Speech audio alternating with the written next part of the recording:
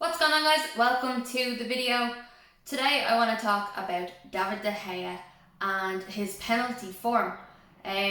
So basically what got me thinking about this topic was the fact that every time David De Gea is faced with a penalty, I just don't feel confident in him whatsoever. I don't remember the last penalty save that he has made. I did have to go digging. Of course, on Google, I asked when was his last penalty save, and I think it was 2016 against Lukaku, and then there was another one in 2014, I think, against Leighton Baines as well. So 2 Everton penalties and 2 saves. Now, correct me if I'm wrong, there could have been others. I know in pre-season games he saved one against Real Madrid and stuff, but I'm not counting those because I'm not counting friendlies. But so his penalty record for me is just terrible.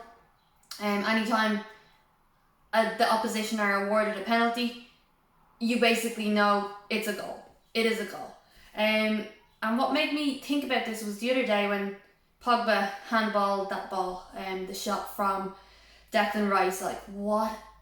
I don't understand it. I'm not going to rant about Pogba's handball. We can leave that till another video, but like, what the hell was he thinking? A lot of people I'm hearing say, oh, well, it's a natural reaction. I'm sorry, for a professional footballer who plays football every day of their lives, I do not think that is an acceptable excuse for doing that. But yeah, look, if it happened to me, if I was getting a ball pelted at me to my face, yes, I would probably react like that. But I'm not paid thousands and thousands a week to play football. So yeah, look, I'm going to argue with it all day. It shouldn't have happened. And Pogba knows it shouldn't have happened. But anyway, we're going off topic. So as soon as the penalty was awarded, Michail Antonio was stepped up to take it.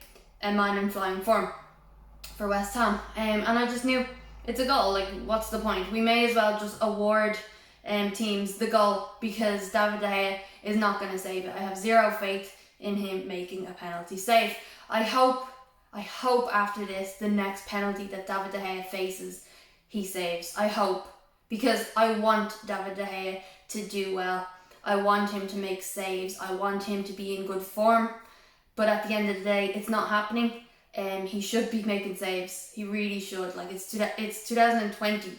And obviously the last one we have seen him save was 4 years ago. And I'm not even sure if that was a Premier League or an FA Cup game against Everton. But yeah, he should be making saves. So basically, in the last 25 penalties that David De Gea has faced, he has saved 2 of those 25. And David De Gea is not so much anymore, but he was rated one of the best in the world. You could say maybe he still is, or you could argue that he's not. Personally, I did think he was, but right now, no. You can't put him in that category. He's not the best in the world. And he needs to really improve to get back to his best. But like 25 penalties and 2 saves, that's like a 2% save rate. 2%. I think. Let me see. No, it's not a 2%. Sorry. It's like an 8% save rate. Sorry, I'm not very good at maths. But I have taken down a few little notes. So basically, David De Gea is joint second for errors leading to goals in the Premier League. So first you have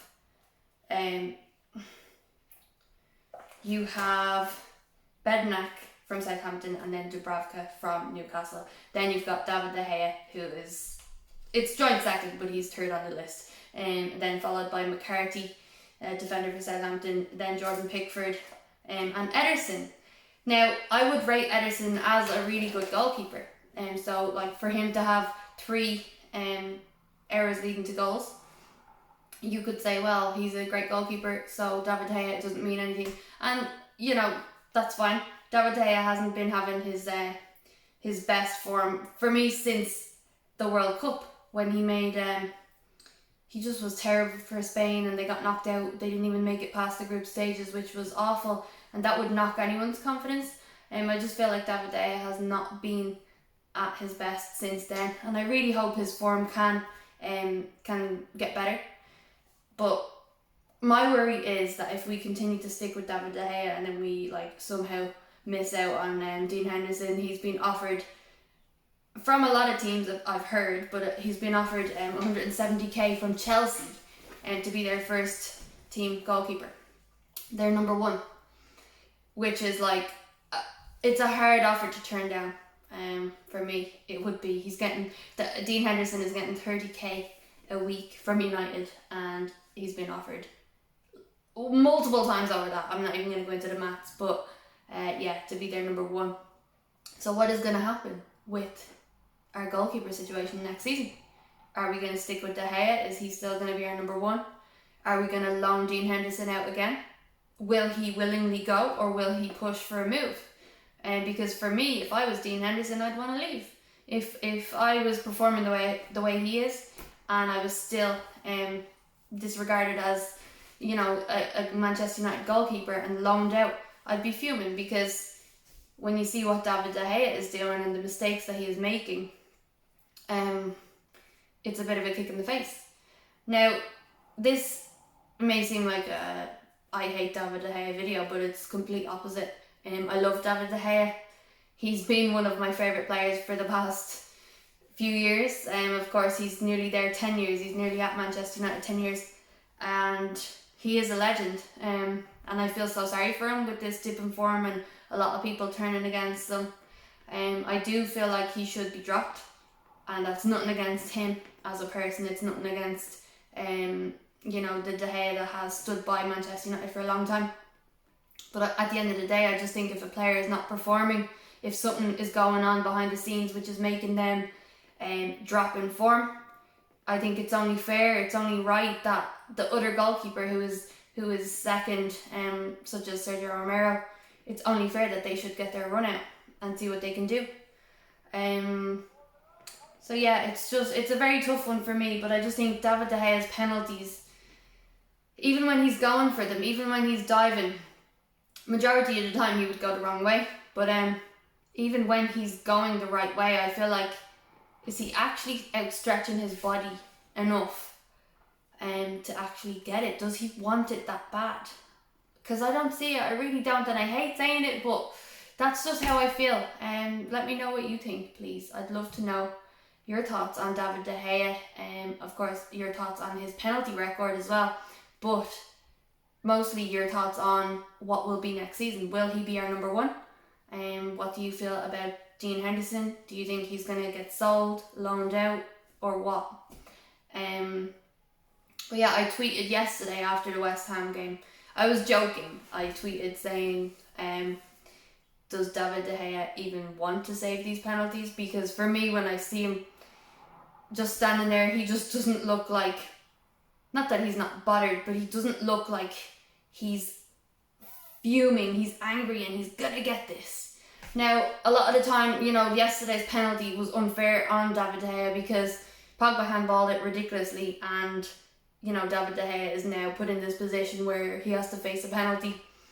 So I do feel for him in that sense, because it's never nice, being 0-0, and this is a big, it's a lot of pressure. It's a lot of pressure when you have to save a penalty, and as well the situation that Manchester United are in. We're battling for a top 4 place to get Champions League football.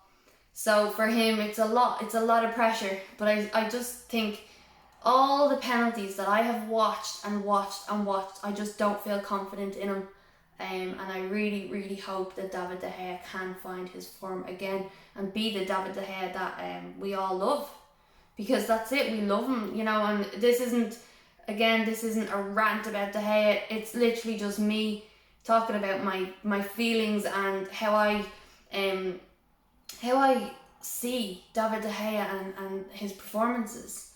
You have to be honest, you have to criticise the players when they're doing bad, and of course you have to applaud them when they're doing well. And unfortunately for De Gea, he hasn't been himself. That's all I'll say. But guys, if you're new to the channel, make sure you hit subscribe. Please drop a like on the video. And again, drop a comment and let me know your thoughts. I'd love to keep the conversation going and find out what you are thinking. Thanks for watching the video, guys. See you soon.